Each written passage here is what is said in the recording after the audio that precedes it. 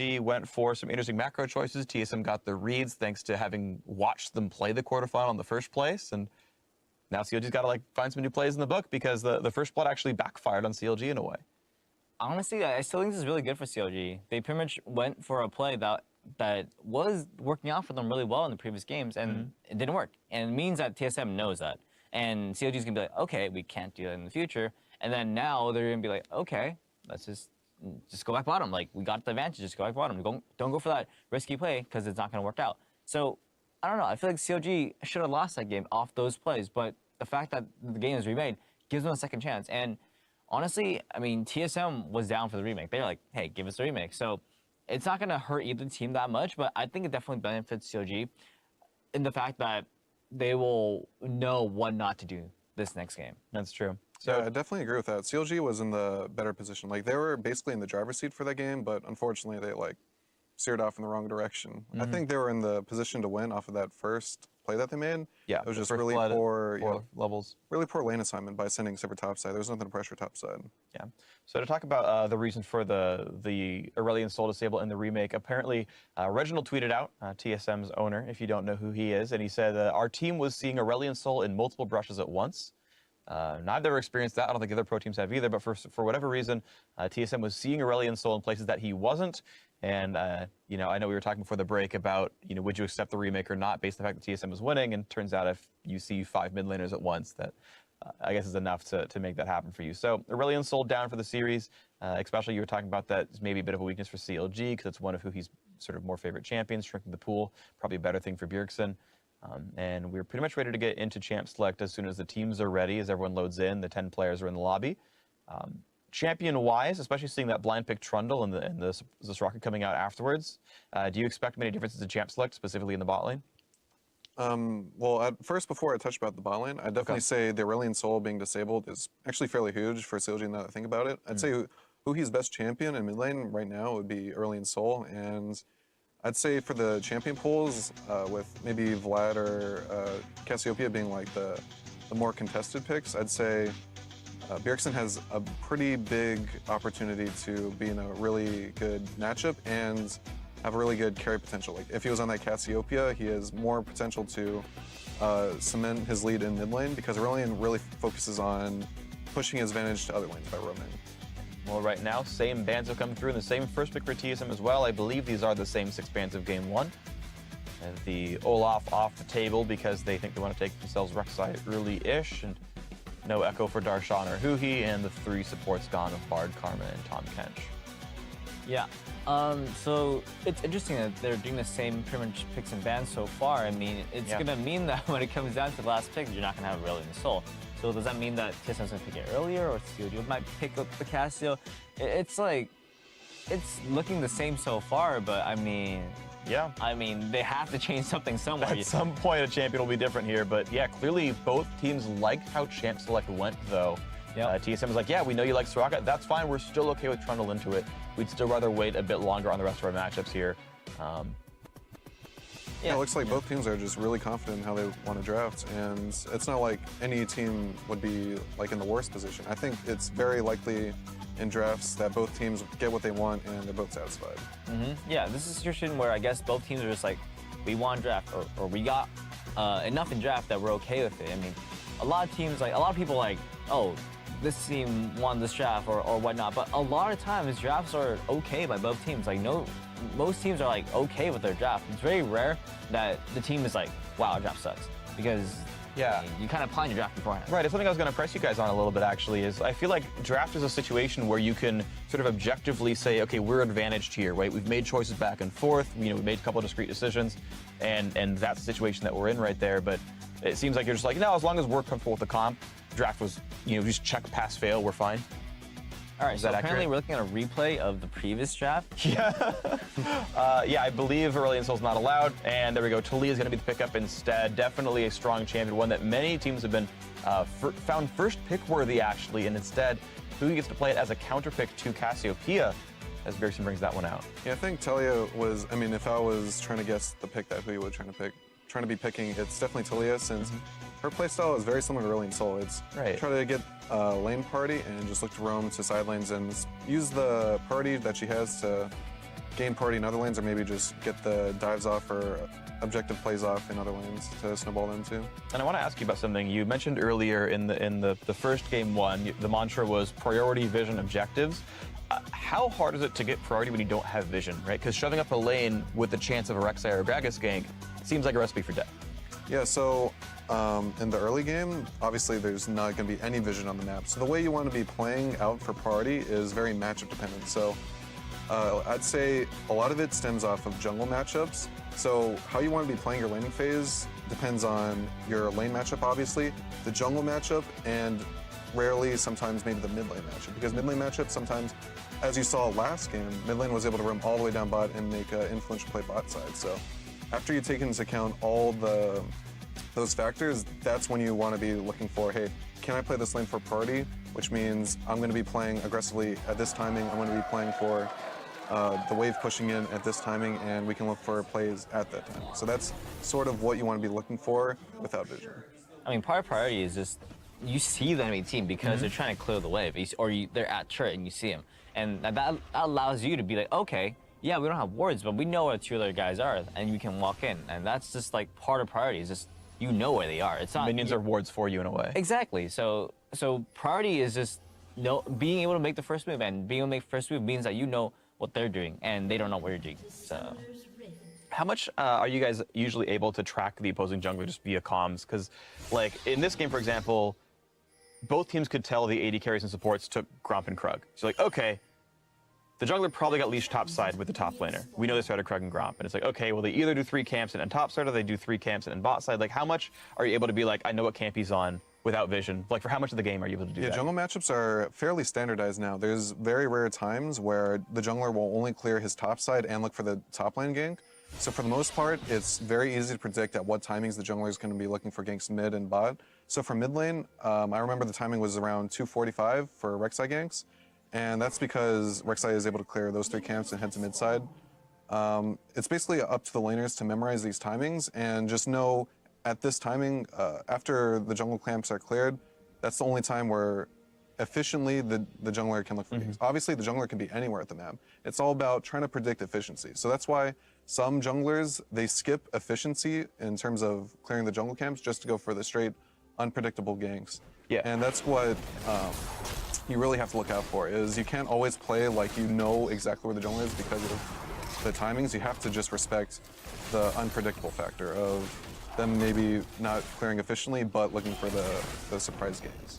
Right. Yeah, I mean, like, for example, Rek'Sai could technically start at red and solo that and just gank right now. Just flash on stick set. Yeah, like there's weird things that people have done before, and just like you have to be aware of it, but at the same time you can't always assume that they're gonna do something cheesy. You have to like sometimes be willing to waste a flash, and that means that the jungler's behind, and just means your jungler has to get ahead elsewhere. It's trade-offs really. Yeah, but for how this meta is now for the jungle, if you go for an extremely risky play early on, it's almost game losing if you don't get what you wanted from the gank.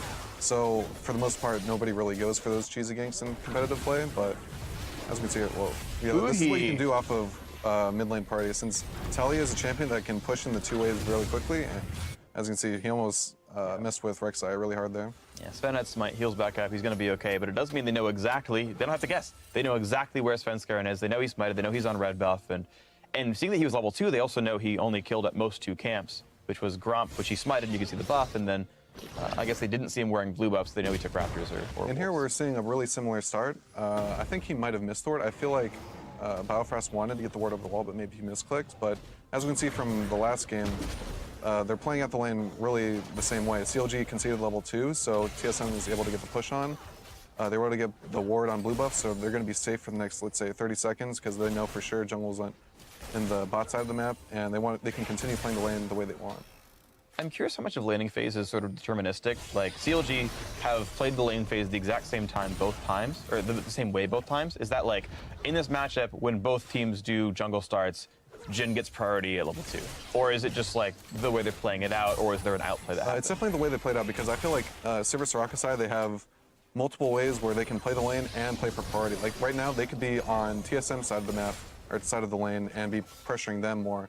But I feel like for maybe CLG's overall macro plan, they're going to want Gragas to be more for mid side or top side. So without jungle pressure, it's really hard for Sivir and Soraka to be pressuring, because if they're on their side of the lane, they're going to be very vulnerable to Rek'Sai ganks, and yeah, CLG just wants to play it safe. How much threat is TSM under right now? You see they're stuck. Like you see this freeze right here. CLG has this wave in like the harshest possible position for TSM. Yeah, this is a really right hard for that position turret. for TSM to continue pressuring, because the Rek'Sai is on the top side of the map. They have no vision on Gragas, and right there, yeah, he had to take the back, because if he stayed, he would have been playing for CS. That's dangerous. Like he maybe could predict that Gragas was heading back to topside, since he was seen clearing his blue about a minute ago. But overall, it's a really risky play to just keep playing forward, and he might have had to blow and splash if he continued to farm that. And you see how Biofrost playing the lane in this brush, but trying to hug to get next P range. He got like half of them here, but he's like, if Gragas comes down, I need to know about this because our trinkets are all on cooldown. Yeah, there was really no timing for Biofrost needing to back, because if he backed, he had no real item to get, maybe a pink ward. And him staying in lane gets some extra XP, and he's already in the position to just keep laning with double lift. So something else, it was okay. Well, something happening top right now. Barrel chain, good flash.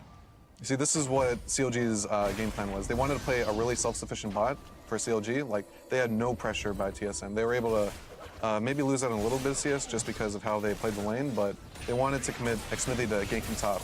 And this is something that's really present in the NA meta, is just having a really self-sufficient bot lane so jungler can use the pressure on other sides of the map. And how long, like, how much in advance is this plan? So, like, in chat tech, like, yeah, our bot lane is fine 2-on-2, we'll hide under a turret. We're looking at, like, specific gank timings. Darshan play as though you know your jungler's coming. Yeah, I'd imagine CLG's comms and draft would have went something like this. We'd say, hey, we're going to want to pick a counter pick matchup for top. I'd say for this matchup, it's not a counter pick. It's Gnar into GP, which is a little bit favored for GP. So their game plan is just to get Darshan ahead. So they would have been saying in champs like, hey, we're going to pick a very safe bot lane. We had the counter pick on Soraka for Trundle. We're going to be able to farm up really well, even though Gragas won't be playing for us. And we do have the opportunity for Gragas to play for us if TSM plays really greedy, because we're going to have the lane on our side. We're going to control the wave really well. And yeah, it sets up Xmithy to do pretty much whatever he wants. So actually, even though Soraka Sivir can actually pressure early on level 1 and 2, it's actually dangerous for them to do so, because when they do that, they Trundle engine could actually look to freeze near the turret and be in the situation that CLG was in earlier, where the CLG had it kind of frozen. And if it was frozen for TSM, Rek'Sai could easily flank behind him and gank him. So, yeah, so it's very important. There's actually timings where CLG could play for the wave control. So what CLG had to do to evade any Rek'Sai ganks would be the timings of crashing the first and second wave, and having the third wave, which is a siege creep, bouncing back to them. And they would play to have the wave pushing back to them. And at that timing, it would be around 2 minutes and 50 seconds. And that's not enough time for Rek'Sai to clear his camps efficiently and look for the bot lane gank. So there's definitely ways where CLG could have played for priority. Even if they were scared of Rek'Sai, there's a lot of counterplay for getting ganked by Rek'Sai. It's just, I feel like because they wanted to have a really self-sufficient bot lane, they didn't go for that. yeah, I agree. So right now, how bot lane's playing out, it's been really, really passive. I'd say CLG is not favored right now for the bot lane matchup. Jhin was able to even farm, and right now, if Aphromo misplays at least, yeah, if he misplays at all, the lane kills him, right? The lane will be over Like for 6A. Yeah. It's really hard to get a kill here. I mean, Soraka is so far back, like... But he has to. If he ever, like... Exactly, I mean, that's just how you play a lane. Like, dying 2v2 is... It shouldn't happen in pro play. When you die 2v2, it's you messed up. It's not them playing it well, it's just you messed up. And the only time you should die is if you get ganked, and honestly try to avoid that as well, but if you get dove. And those are like, you know, those are little... You eventually start to learn not to die to those either, but... Yeah, I mean, that's the thing is if you're playing a 2-on-2, there is no hidden information. You know exactly what your opponent's going to do, and you say, oh, if they played right, this would kill me. You just wouldn't do it. Right? Exactly. You just, oh, I just won't fight for the CS because I would die if I got the CS, knowing my opponents are good. And it's the hidden information. It's the ganks, the fog of war, the, oh, look, Svenskaren's in the jungle. And sometimes your victories aren't kills. It's, well, we pushed you off of the lane. We made you hide under turret so we can fight and, if he saw it, kill that pink ward. Try to push you off blue. They were 5 seconds late on that. Steal a Gromp. At least that's something. Yeah, that was some unfortunate timing for TSM. They had the priority in bot and mid. They were able to get to the blue buff. It was just, 5 seconds too late. Yeah. I'd like to touch a little bit on like how we can translate some of this LCS level play to maybe solo queue. So I'd say Something that, especially in like my stream, what I get a lot is people are struggling to evade ganks in solo queue, or maybe, hold on, there's actually gonna be a trade pretty soon, as I can see in the other pattern. Killer, root, exhaust on, so it's the exhaust back on a double lift. 6 gets a big chunk of healing, and wow, look at the trade back on a double lift. Way more damage they thought they had. This could be the kill. Yep, that's going to be a kill picked up. CLG also fighting the top side. Now Biofrost can't chase Stixay through Soraka healing plus Warlord's Bloodlust. Yeah, that's just the kind of play that happens in bot lane nowadays is whoever makes the first aggressive move is usually in the worst position. And especially for a Trundle Jhin lane against a Soraka with no Ignite, like I don't see how they had any sort of control over the lane to just try and rush Sivir down. It wouldn't work at all against a Soraka. It was actually really close. Trundle actually was on level 6 there against 2 level 6s, and Jhin still had ult the whole time. So it was actually really, really close. But, I mean, CLG is kind of winning on the other side of the map, so... Oh, Darshan, unlucky. Yeah, that was... Darshan had the kill. He just kind of went for the fade away and... 2 HP. But yeah, so my point before the action started happening, I'd say for solo queue, there's a pretty big question about how do you like evade ganks, how do you play the lane without wanting to get ganked so much, and a lot of that is just, it comes down to wave control. So you have to know how the wave works. Obviously, like you have to know what makes the lane freeze, what makes the lane push, and once you understand those concepts, it's a little long to explain, but with those concepts, you can look to shove in the wave, make it reset, and make it bounce back to you, and whenever the lane's on your side, you're in a much better position. So overall, your goal for laning phase is to cement yourself by getting good trades in, and once you know you're going to be able to take an extended trade and all in, you just want to have the wave pushing to you and try and thin out the creeps as much as possible. Don't let it crash, and just keep the wave on your side, and you're basically ungankable. Since the lane's on your side, the enemy jungler has no way to gank you, and you'll be in a much better position instead of just carelessly thinking about the wave. Like, if you ever crash a wave without thinking about it, then that's really poor wave control. Yeah, so it's like a delicate dance because for it to stay in front of your turret, their wave has to be bigger than yours because your reinforcements come in first. They need to outnumber your wave slightly. Yes. But you have to thin it out so that they can't just hard dive you with like a double-sized wave. Yeah. So generally the number I'd give you is about 4 range creeps. You always want to keep the amount of minions where it'll never crash towards you, but you also don't never want it to push out. If you, maybe you have a Sivir or a Lucian that has poke, that'll also hit the creeps. You really want to be efficient about how you use your poke and not just carelessly let your wave crash or crash the enemy wave. Oh, 6 there. Yeah, pillar into the snipes.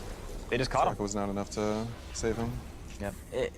So right now, CLG is pressuring top.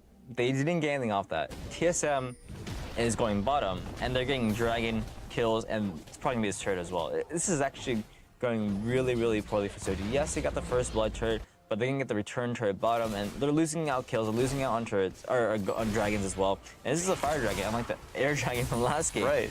Kind of unlucky for CLG. I mean, if that was a air dragon, then it wouldn't be as sad. But here, fire dragon's pretty good. The thing is, even after CLG gets first turret gold, they're still behind. They got 1,100 gold from first turret, and are still down 400 right now. I mean, TSM is definitely laning quite a bit better and just getting a lot more done.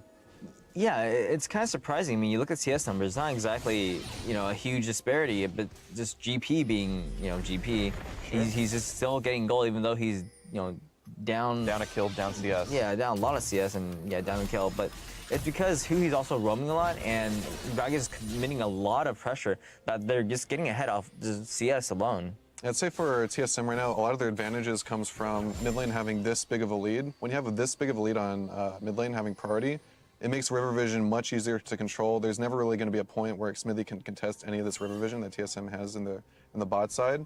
And not sure when Dragon will be spawning, but the next objective TSM wants to play for is the bot tower. So they're going to be wanting to set up a play on bot side as soon as they can. Maybe Cassio pushes up mid all the way and sends Cassio bot, or maybe they try and set up a gank on bot just by holding the wave on their side. So what do Biofrost and Aphromo do specifically to make sure that situation happens? Like, for Biofrost to get Bjergsen into that roam, or for Aphromo to prevent it from happening?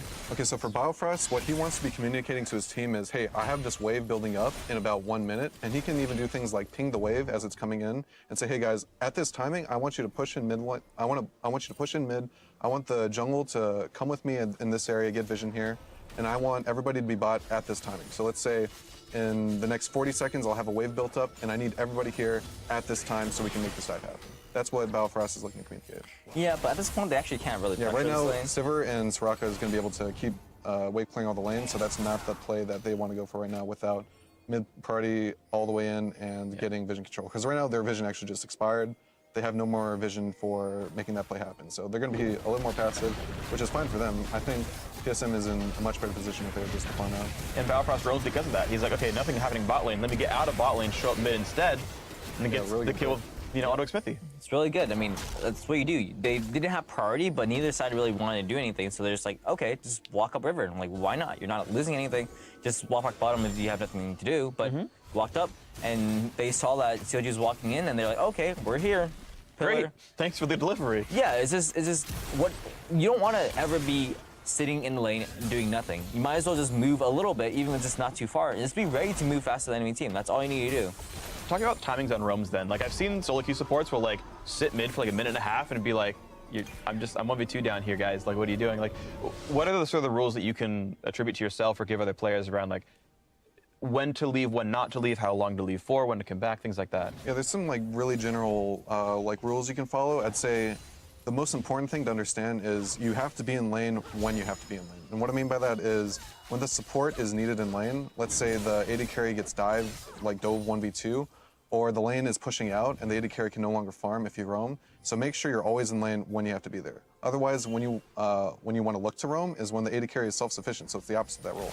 When the AD carry can push in the wave by himself, Biofrost Sivir, for example. yeah, Biofrost Sivir, or like just as the wave is going to crash in the tower, the moment the wave crashes into tower and you pushed in the lane all the way, it's between the 10 to 30 seconds until the Like right now, Aphro's free. Yeah, right now Aphro can go roam wherever he wants, and it's until the creeps meet again, and as you can see, the creeps are just passing by the tier 2 towers. That'll be another 30 seconds until there's going to be Jhin required to be in lane to last hit and have the support with them. So right now, there's a lot of roam time right here.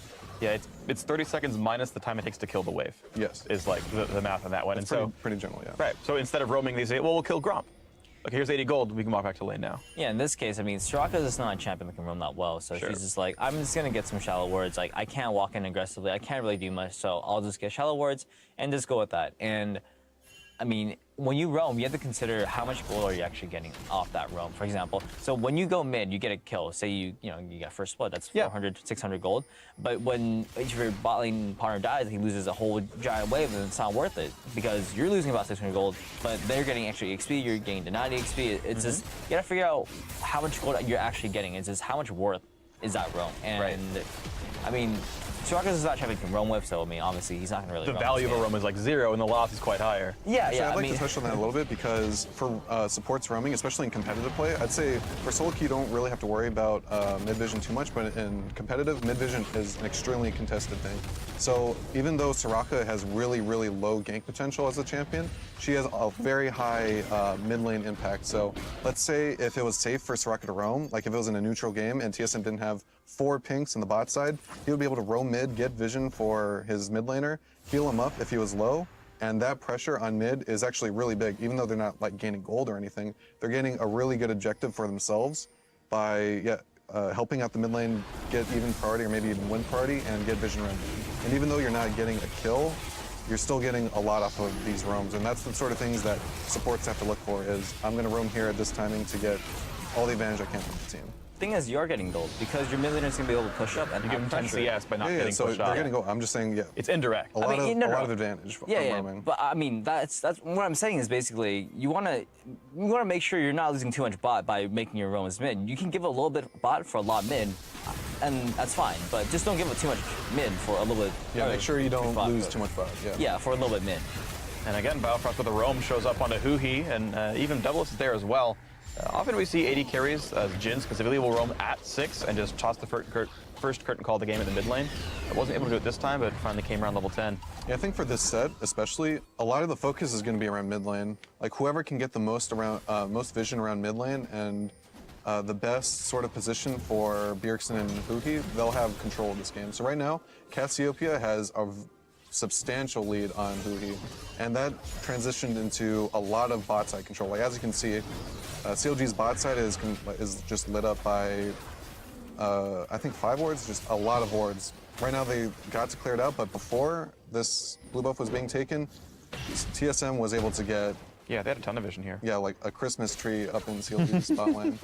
Yeah, and the thing is, Huhi's not been playing the lane poorly. It's just their macro play is like, we just want to give out a little bit of farm to get ahead in other lanes. But they're doing it slow, and they're doing it, making mistakes doing so, that they're not getting enough out of it. And right now the game is still really, really close, so it's going to come down to like a big fight. And that's where we're going to really see this game blow wide open. And we see Biofrost actually walking up top side, just getting vision, because that's what supports do at this point. You got Dragon's bot gone trait. now, so- Yeah, you got bot trait. GP is such a Jerry champion because he can wave clear so easily at this point. Once he has Triforce, he can wave clear 1v3 basically. He has ult, he has his barrels. It's just, you can't push against GP. So TSM will push top, pretty much for free. CLG can't push bottom.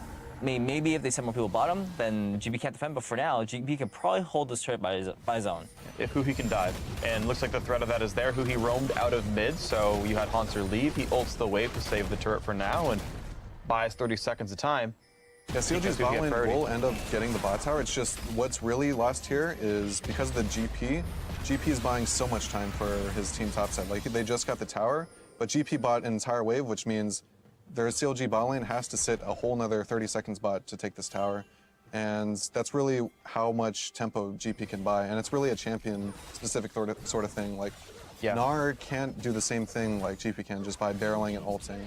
I'd say someone close to GP would be like an Echo. Echo is able to clear the wave a little bit, but definitely nowhere near GP's.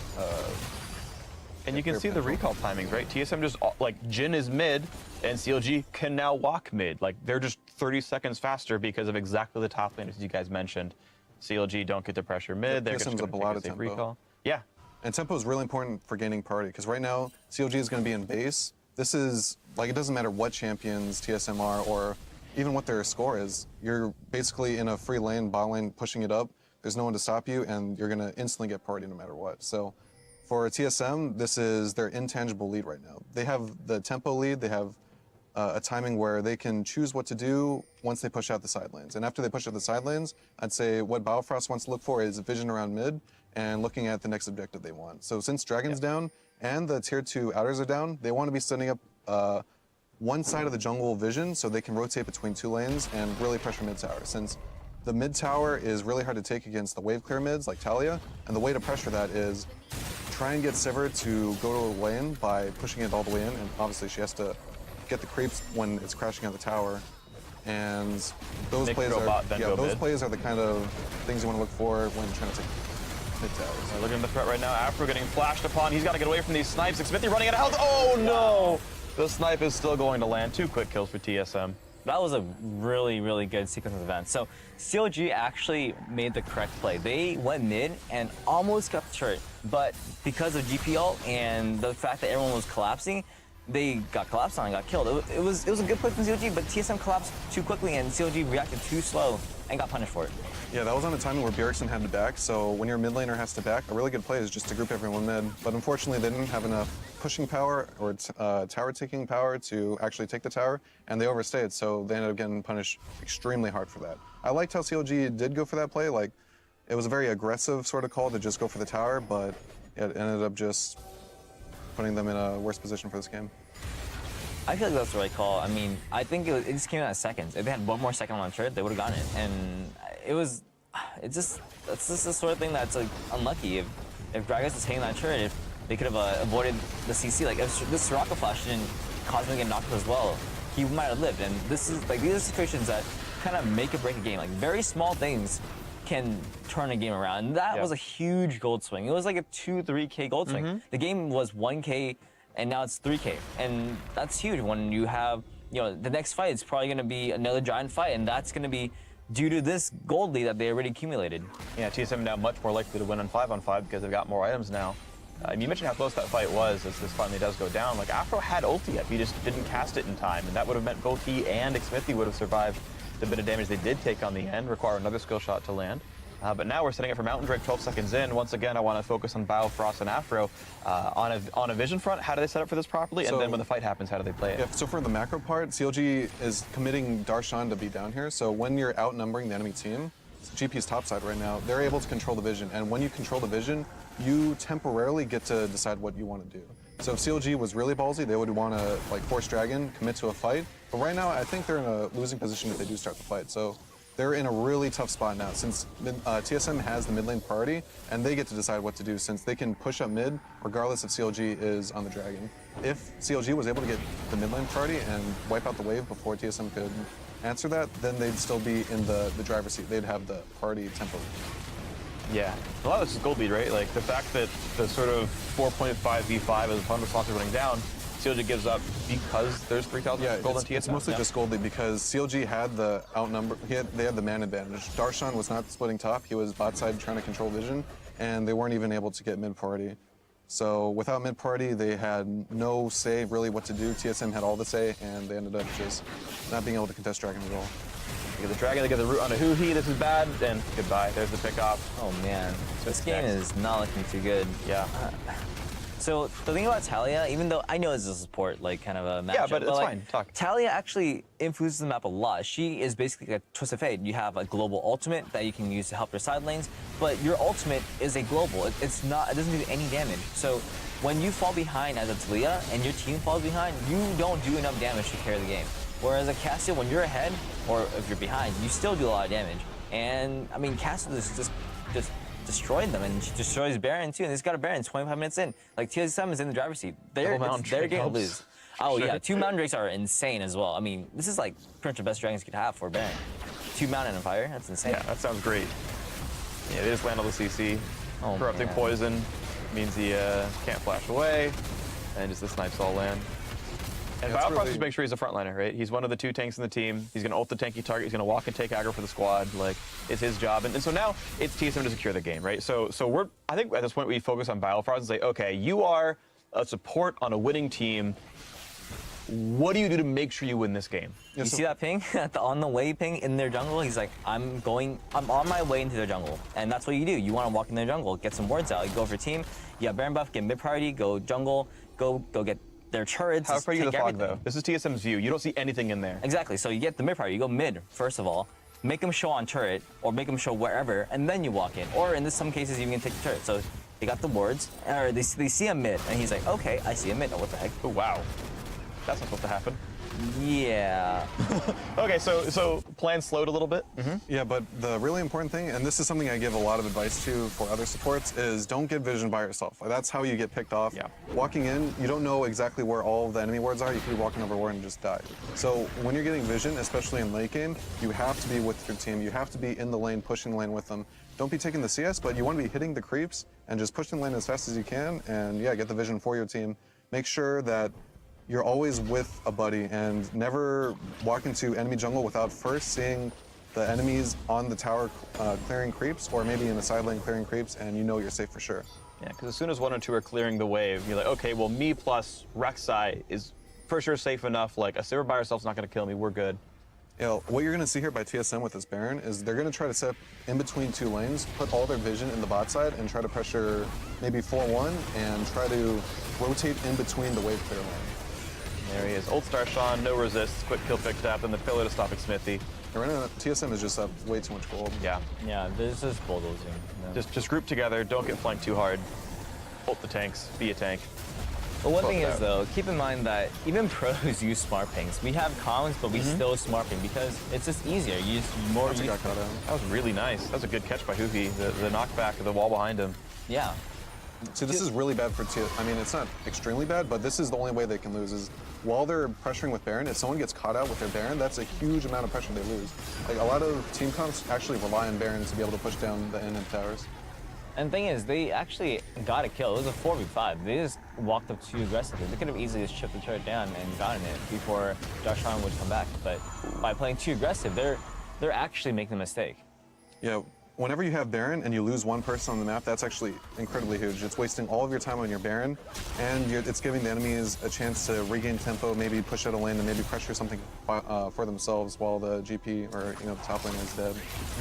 And the thing is, like, it wasn't just once, it was twice. He died, got solo killed, but he TP'd back and then got the kill, and then died again. He could have avoided that a little bit. I'm pretty sure he could have, yeah.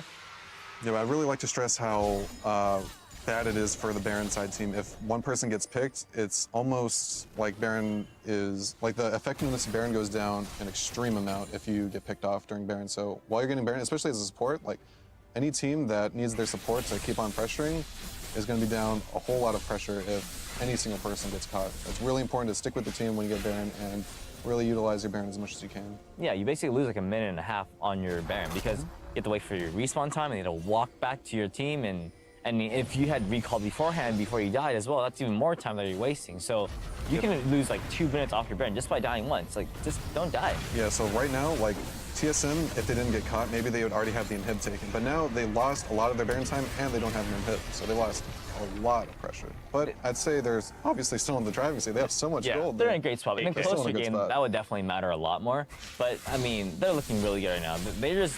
They have to die a lot more times to really throw the game. So let's flip the table and say, okay, they have to die a lot more times. You have to make these sort of situations happen. We talked about what Biofrost does. Group with your team, ward when the lane's pushed out, wait till you see him on the turret. Aphromo's point of view, the map is dark.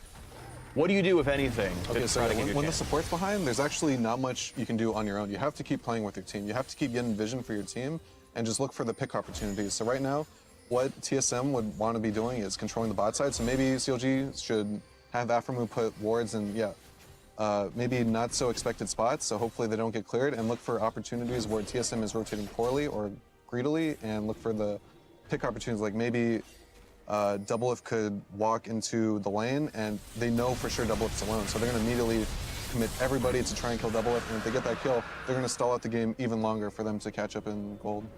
You saw Aphro wouldn't even kill that pink ward in the brush, like, on the other side of Wolf Pit. He's like, hey, 6IQ this brush. Okay, hit someone. Okay, someone's in that brush. I'm not killing the pink ward. It's scary, man. Like, as a support, right choice. Everything can kill you. You're just like, oh my god, is that a minion in that brush? Like, I don't even know. Everything just kills you. They just look at you and you die. So you have to be so careful, because when you're off the map, you have 60 to 70 to 80% of all your team's vision. And when you die, that's all that vision that's gone for however long you're Baron dead. immediately. Yeah, I mean, they just can set up into your jungle, and the next time you go, it's even more dangerous because you just died. Maybe you just blew your flash there as well, or, I mean, they know you have no vision at this point. So the more you die, the harder it is to get vision, and the safer it is at the play.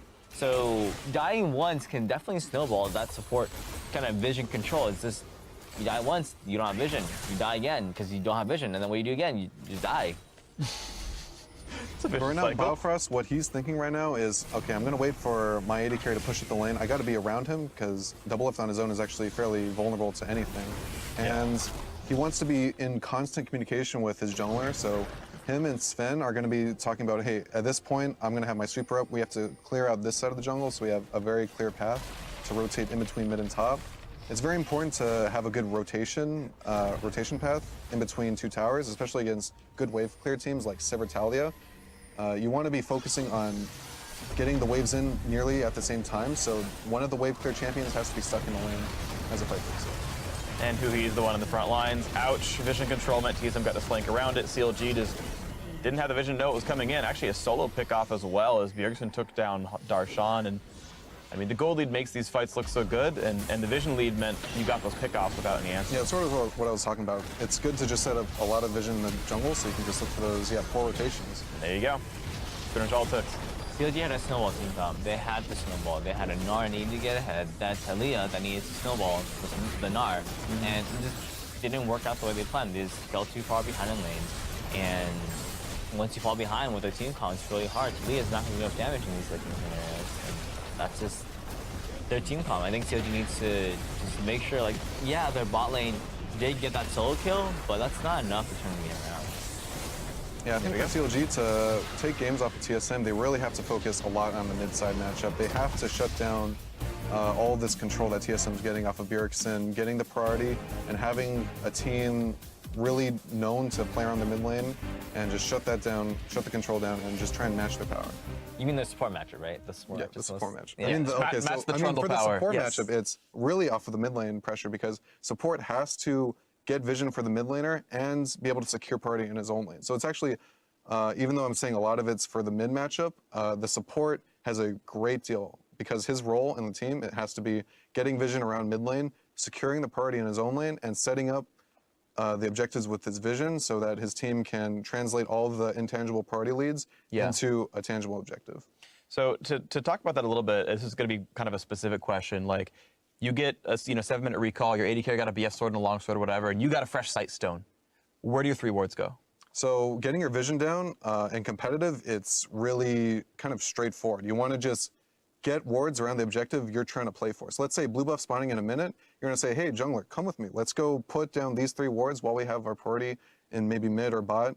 You can go through any lane where you have priority, since the AD carry or the mid laner has to stay in the lane to farm. After you get down the vision control, that's what you want to be playing for. But for solo queue, I'd say, since nobody's really going to be on that sort of coordination level, like no one's going to be saying, hey, blue buff spawning in a minute, let's make sure all 4 team members are at blue buff.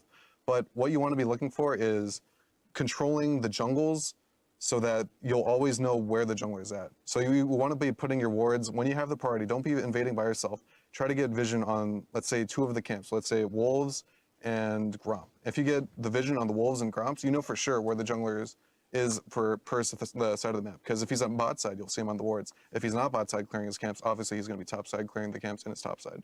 So you basically give a lot of vision around the map. I mean, you basically have a lot of information around the map by your vision. All right, thanks very much, guys. We are going to go ahead and toss over to the analysts who are breaking down that game. We'll be back for game 2. Getting crushed by the Soraka. Right. On the flip side, CLG knows that Haunter is doing fine on the GP. Maybe time did not let him get that. So it's almost like they played 2 early games with the same champions minus the mid lane matchup. Yeah, and both times we saw Haunter operating just fine in that GP versus NAR matchup. Too fine. Yeah, right. And And that's where we'll get to, whether or not that's a result of his phenomenal play or CLG not punishing enough, that GP pick into, say, the NAR early. We'll get to that. Before we do, let's talk about the early game. 9 minutes in, we've got a 2-for-1 cross map here. CLG comes out the better of it in this engagement early on. Invade from CLG. They were trying to make a roam towards the top side as the wave was crashing, but Bjergsen and Svenskeren are already there, and they have their number. A nice little flash ult, but unfortunately the Cassio damage is way too high, and they're going to trade 1-for-1, I believe. Yeah. It's a 1-for-1, and then there's also this fight that just started off on the bot side at the same time. And this is one that actually is going to go in favor of CLG. It's looking really bad initially, but this is the Soraka for you. You're fighting in the creep wave too. Yeah, the creep wave as well, and so it ends up being a pretty big fight for them. And the nice thing is that the Soraka ult kind of timed in with the fight that was happening topside. So it was like you kind of saw the power of the Soraka here, but outside of laning phase, it's not as strong versus pick comp where they're just going to keep shooting stuff at the Soraka without ever having to really commit to it. The Trundle is just so powerful against 3 immobile characters that have no way to actually get past Pillar. Pillar hits the Soraka, the Talia, or the Sivir, immediately you have to pop ultimate. You have to be worried about GP. You literally get my ass met on top of you and you're done. Right, well, at least if you're a Lucian, you can dash through that pillar after it hits the first time. But yeah, as you mentioned, Sivir with no actual move blocks has to blow the ultimate just for the move speed to get the safety. And the big thing about Soraka is, and why she's so strong, especially against lower skill teams, is because you have to commit